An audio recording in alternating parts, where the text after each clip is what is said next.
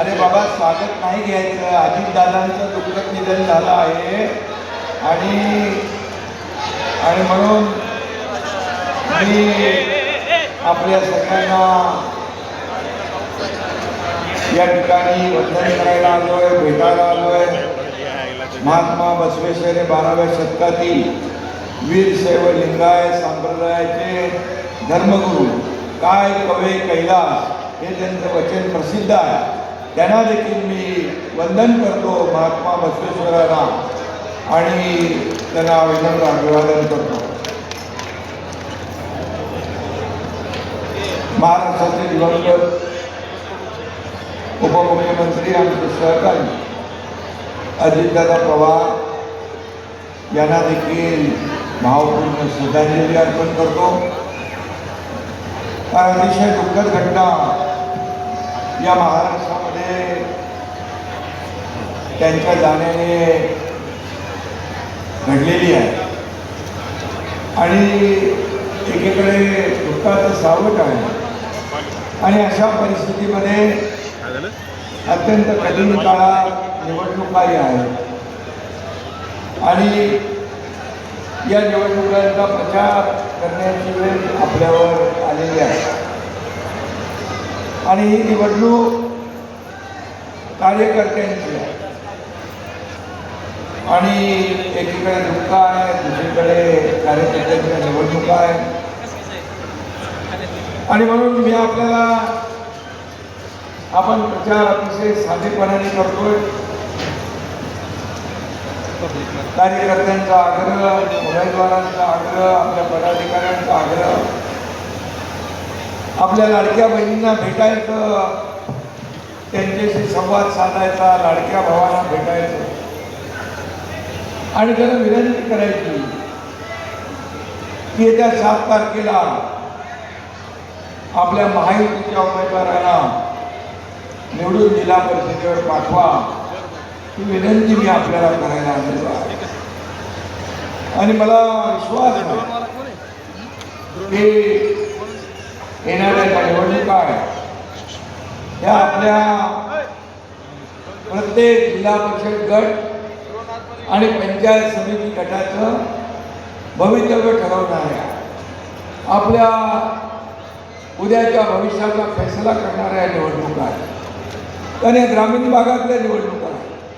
जिल्हा परिषद, पंचायत समिती थेट गावाशी निगडीत अशा या निवडणुका आहेत. आणि म्हणून लोकसभेच्या निवडणुका झाल्या, विधानसभेच्या निवडणुका झाल्या, मध्ये नगर परिषद निवडणुका झाल्या, महापालिकेच्या निवडणुका झाल्या. आणि या सर्व निवडणुकांमध्ये माझ्या लाडक्या बहिणींनी चमत्कार घडवला आणि महायुतीला भरभरून मतदान केलं. माझ्या लाडक्या भावा देखील सगळे पाठीशी उभे राहिले. माझे लाडके शेतकरी पाठीशी उभे राहिले आणि महायुतीला प्रचंड विजय मिळवून दिला. आणि म्हणून त्याची पुनरावृत्ती या निवडणुकांमध्ये देखील या जिल्हा परिषद आणि पंचायत समितीमध्ये नक्की होणार.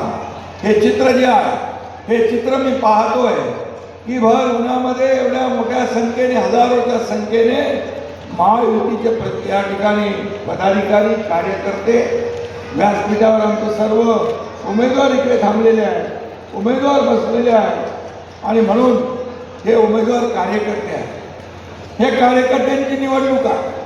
इथं पालकमंत्री आहेत, इथं आमचे सर्व जिल्हा प्रमुख आहेत, संपर्क प्रमुख आहेत, आमचे राजन साळवी आहेत, सर्व पदाधिकारी महायुतीचे आहेत. आणि ही निवडणूक जी आहे ही निवडणूक कार्यकर्त्यांची.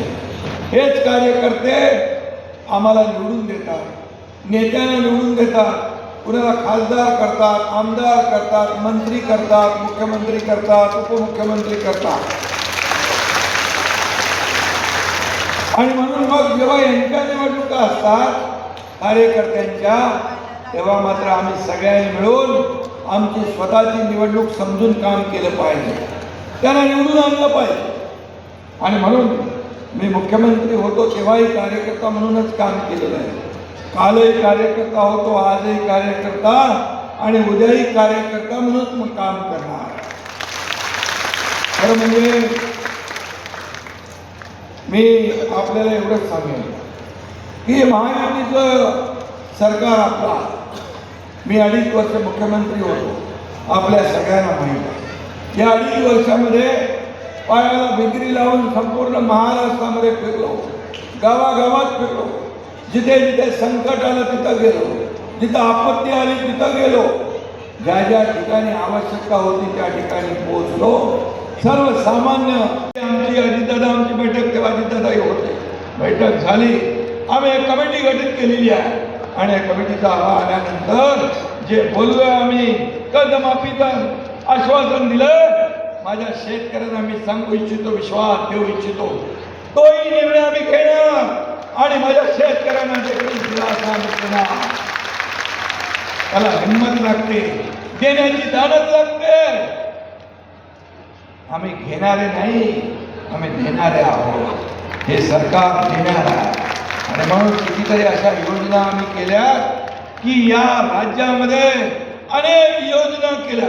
आतापर्यंतच्या इतिहासामध्ये कधी इतके निर्णय झाले नाही, ते निर्णय आम्ही महायुतीने घेतले. आणि म्हणून माझ्या लाडक्या बहीण भावांनी, शेतकऱ्यांनी या निवडणुकीत विधानसभेच्या 232 जागा निवडून आणल्या. आतापर्यंतच्या इतिहासामध्ये महायुतीचे 232 आमदार कधीच निवडून आले नव्हते. हा चमत्कार तुम्ही केलेला आहे आणि त्यामुळे आमची जबाबदारी आहे. तुम्ही आमच्या पाठीशी उभे राहिलेला आहात आणि म्हणून विरोधक त्यांच्या डोळ्यामध्ये दिसत होते, ते मी पाहिले. आणि मी जेव्हा मुख्यमंत्री झालो तेव्हा मी ठरवलं या माझ्या माता भगिनींसाठी काहीतरी करायचं आणि तिथूनच मुख्यमंत्री माझी लाडकी बहीण योजना. अनेक लोकांनी विरोध केला, अनेक लोकांनी खोडा घातला, अनेक लोक कोर्टात गेले, परंतु तुमचा लाडका भाऊ एकनाथ शिंदे मुख्यमंत्री होता, त्यांनी ही योजना पूर्ण केली. देवेंद्रजी अजितदादा आम्ही मिळून ठरवलं ही लाडकी बहीण योजना किती अडथळे आले तरी सुरू करायची. तुम्हाला माहित आहे हे लाडक्या बहीण योजनेला वर्षाला किती रुपये खर्च होतो? 45,000 कोटी रुपये वर्षाचा खर्च. लोक हिंमत करत नव्हते, पण मुख्यमंत्री एकनाथ शिंदे मी होतो आणि माझ्या सहकार्यांना, दोन्ही उपमुख्यमंत्र्यांना सांगितलं हा धाडसी निर्णय आपल्याला घ्यावाच लागेल आणि तो आम्ही घेतला. योजना सुरू झाली. माझ्या लाडक्या बहिणी आपल्या प्रपंचाला आधार देऊ लागल्या, आपल्या प्रपंचाचं छोटं मोठं काम करू लागल्या. मुलांच्या फी असतील, पालकांना घरातल्या माणसाचा आजारपण असेल, हे करू लागल्या. मला आता कोणीतरी इथं सांगितलं की जवळपास 800 महिला एकत्र येऊन त्यांनी छोटा मोठा व्यवसाय सुरू केला आहे, क्रेडिट सोसायटी केली आहे, बचत गट केले. कितीतरी सक्सेस स्टोरी आहे. या लाडक्या बहिणींनी छोटा छोटा व्यवसाय करत मोठे व्यवसायाला हात घातला आहे. ही अर्थव्यवस्थेला चालना देणारी योजना आहे. काही ठिकाणी गरीब कुटुंब आहे, एक कुटुंब पाहिलं अतिशय दुर्गम रानामध्ये राहत होतं. एक त्यांचा मुलगा आणि 2 आई वडील. त्यांना विचारलं तुमचं कसं चाललंय? मला काय आम्ही भाताची शेती करतो, इथे भात शेती करतो आणि बाकी काय? बाकी बोले तुम्ही 1500 रुपये देता, मीठ चटणी मीठ तेल आणतो आणि आम्ही गुजर करतो. असे लोक आहेत. या गरिबाला मदतीचा हात देणारा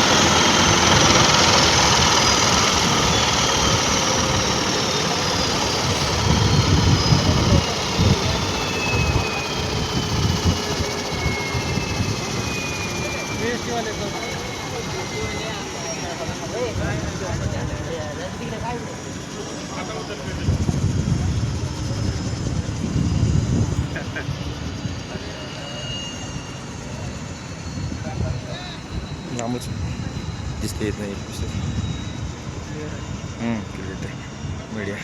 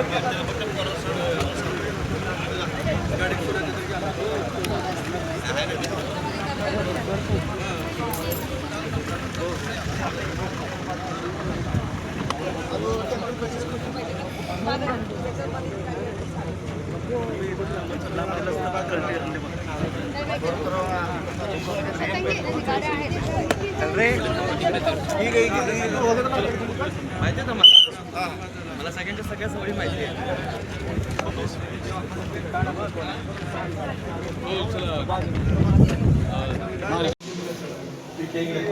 आधी आपल्या सगळ्या उमेदवारांचे तपासणी झाल्यामुळे त्याच्यावर उपचार करता आले, त्यांचा जीव वाचवता आला आणि म्हणून अशा अनेक योजना आपण केलेल्या आहेत, अनेक योजना सुरू केल्या. 1.5 लाखाची महात्मा ज्योतिबा फुले योजना जी होती, उभी केलेली माणसं आहेत, त्यांच्या तालमीत तयार झालेली माणसं आहेत.